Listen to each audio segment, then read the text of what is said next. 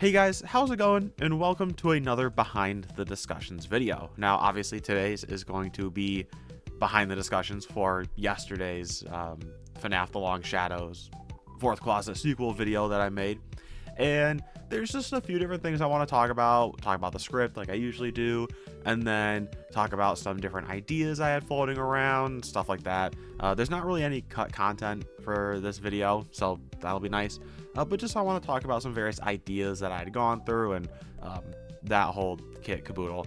First thing though, I am on Google Docs and I have dark mode on. This is so much nicer. This is a whole different like side tangent thing here, but it was straining my eyes when I was writing at night. It was so dang bright.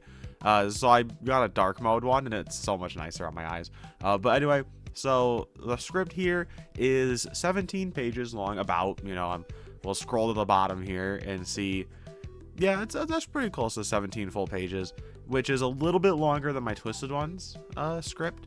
So around the same length as there, which makes sense. I think the videos are, honestly, I don't even remember how long the Long Shadows video is, but not quite as long as the Fourth Closet rewrite, but it's still a pretty long script. And there's really not anything in here that I missed. I recorded every section. Nothing in here was cut out. Maybe some wording was done a little bit differently, but for the most part, everything that I wanted in the video ended up going into the video. But there are some different story ideas that I had floating around that ended up getting cut early on, or that I scrapped, or stuff like that. And so that's just kind of what I want to talk about here as some of the fun behind the scenes bonus content kind of stuff. So my initial idea when I was going into making this story, I knew that I wanted to include animatronics that I hadn't used in my previous 3 novel rewrite videos. So we'd already used the originals. We had already had the Nightmare animatronics with the Twisted Ones, and then we did a lot of FNAF 6 or like Pizza Sim and Sister Location related stuff in my Fourth Closet rewrite. So we had an allegory, not even an allegory, we had like an alternate version of Molten Freddy with my Amalgam Freddy. They're pretty close to the same. We had my version of Scrap Trap, which is just more damaged Springtrap. We had Ennard. There was the Sister Location Bunker, and there were parts of the Funtime animatronics there. So there was a lot of those connections. So I knew all of those were done and used up, and I didn't want to use them again because I wanted to make this a little bit more separate and not just rehash the same animatronics again. So my thought process was, I want to use animatronics that weren't used before. And the other thing I really wanted to keep in line with this is keeping to the old lore, I guess you could say. So keeping with what was up to date with FNAF by like UCN, basically. So basically all of Scott games, the Scott era FNAF games, were what I wanted to use for inspiration for this video, which meant no Edwin, no Mimic, no Glamrox, nothing like that. It had to stay in line mostly with old lore.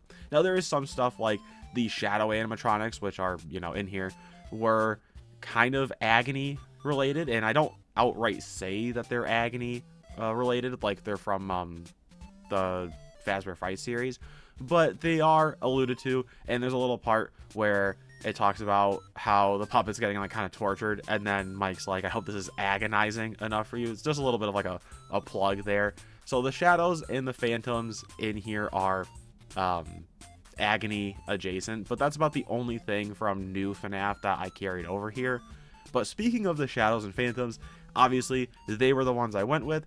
I had kind of wished I could have used them a little bit more in the story, but I just didn't really have a good place to put them. Like, they do a couple different attacks and they kind of show up in different places, but to me, I felt like I kind of forced them in a little bit, and I wish I had done more with them. But my Twisted Ones really didn't show up all that much either, so I think it's probably fine. But they were the animatronics I ultimately went with because I thought that it worked a lot better. Initially, I had also thought about using the toy animatronics and including them in here somehow, but it just didn't really work. My thought process was maybe I could do like new Freddy's location is opening. Like, instead of it being like a factory, the Schmidts move in and they make a new Freddy's location, and they use the toy animatronics and stuff like that. But with how much the town suffered from Fazbear Entertainment, to me, it just didn't really seem feasible for them to open another animatronic themed restaurant with Freddy's face on it. Like, it just didn't seem like something the town would want. So I ultimately didn't end up going with that route and just stuck with the Shadows and the Phantoms, which I think actually work well together, really nice. And I wanted to include some of their mechanics from the games in here as well. So there's a part where, well, I think maybe it's not outright said, but their electricity is often used with the shadow animatronics. Like, we see that with Afton's containment unit and stuff like that. And that's sort of a reference to FNAF AR, because I think you have to use the shocking mechanic on Shadow Bonnie when he shows up. And he's made out of like Dark Remnant, Agony, stuff like that. So you use the shocking mechanic, which is electricity. And so that was a small little reference to FNAF AR. And then with the Phantoms, light often gets rid of them. And that's more of a reference to Phantom Freddy in UCN, where you turn on the flashlight and he fades away from the office.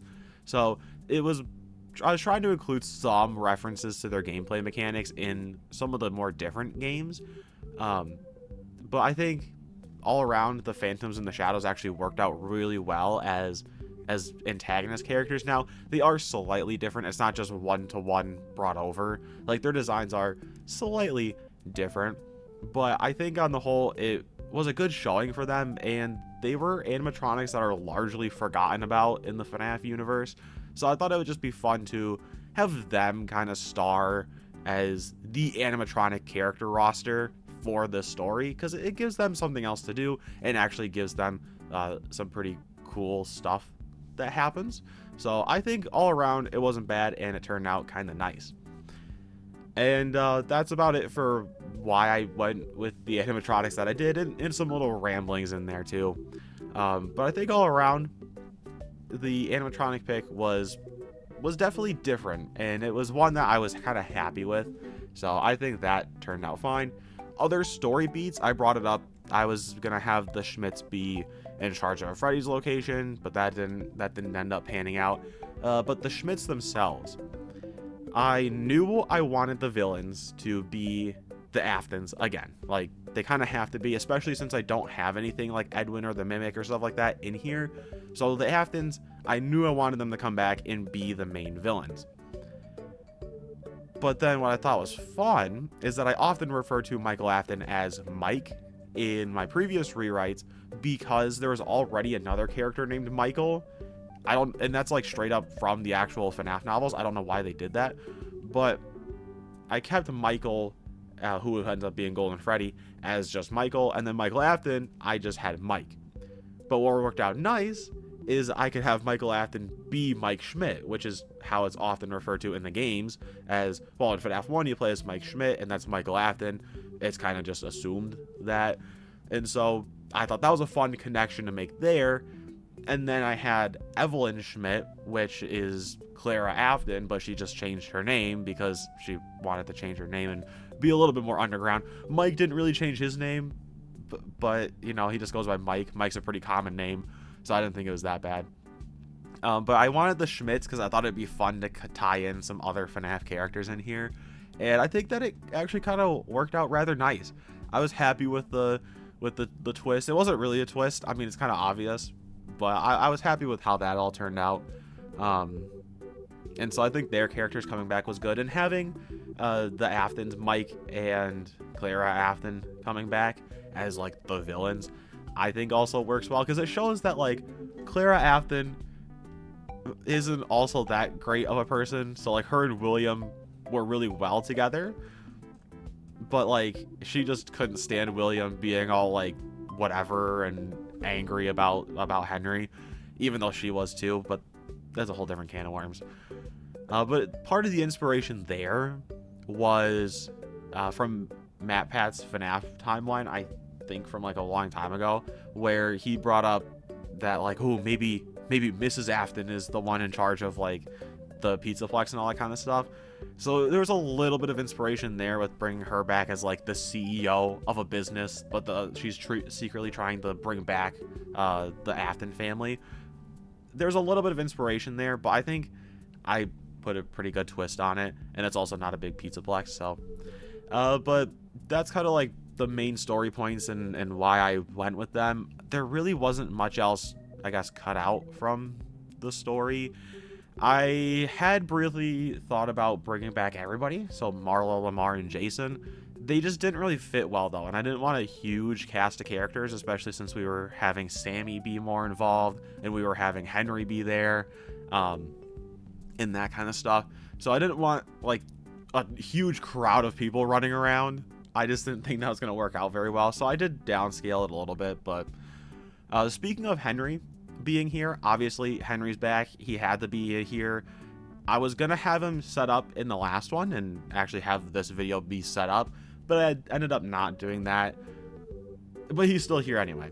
And the twist, spoilers I guess for the video, but you probably shouldn't be watching this if you haven't watched the video. A little bit of a twist for that when he dies. I hadn't actually intended, like originally had intended for him to die. I was going to have him live. I was going to have everybody live, and it was going to be a happy ending and all that kind of stuff. But then I kind of got to thinking, and I was like, Henry's kind of from a bygone era of Freddy's, right? Like, he's from the past of Freddy's, and he's kind of been involved with all that.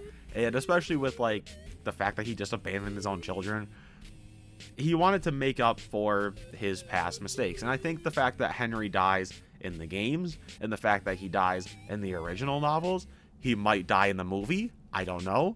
But the fact that, like, Henry often dies sacrificing himself to take down the Aftons, or, you know, I guess in the novels, he kind of just, like, dies.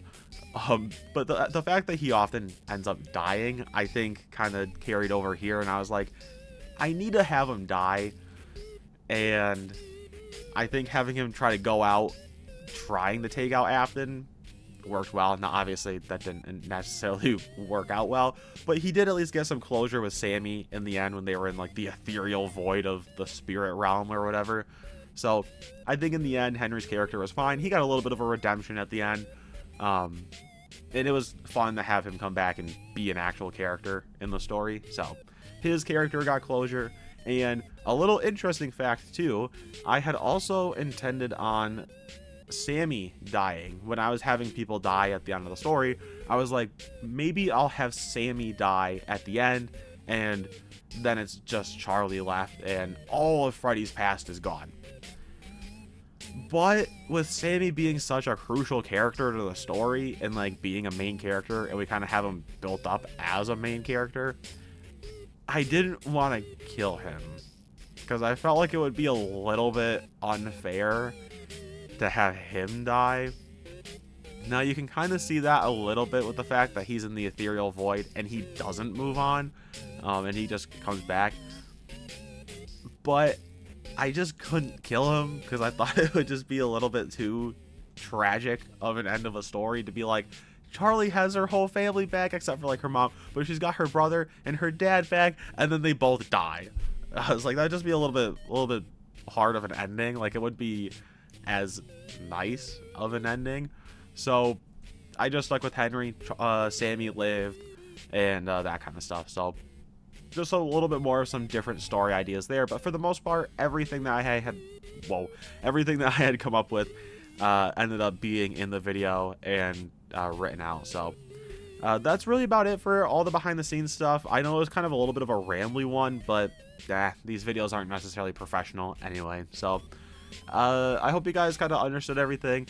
And one little final note that I'd like to mention, there was a slight Easter egg in here to the main FNAF timeline stuff, right? Not my rewritten universe, but the main FNAF universe, where there's a part where Charlie's talking about Sammy, and she's like, oh, you know, I don't know why he's so upset with Henry. Like, I get it, but I also wish he would, you know, be more accepting. And then she goes, well, I guess I didn't die, get trapped in the puppet, and then get stuffed into a box by my own dad. That's a little bit of a reference to the fact that in the games, Charlie's the puppet, and then she gets trapped in Lefty, which is created by her dad. So she gets trapped in a stinging box by her own dad. It was a little bit of a reference to that. I don't know if people caught that or not, but it was in there for that specific purpose. So there was just a fun little Easter egg. But anyway, that's going to be it. We don't really do anything professional, I don't think, for these videos and kind of closing it out here. But I would just like to give a shout out to my channel members. So thank you guys very much. Here's your short little video shout out for this one. And thanks again. And yeah, with that, thanks for watching. I hope that you found this video informative for my previous one. And we'll do questions of the day, because why not? Question number 1. I don't know. How are you doing? How's your day? How's life? That's question number 1. And question number 2. Did you catch the Charlie Easter egg to Lefty? Did you catch that in the video? So those are your 2 questions if you made it this far. And with that, I will see you in the next one. Adios.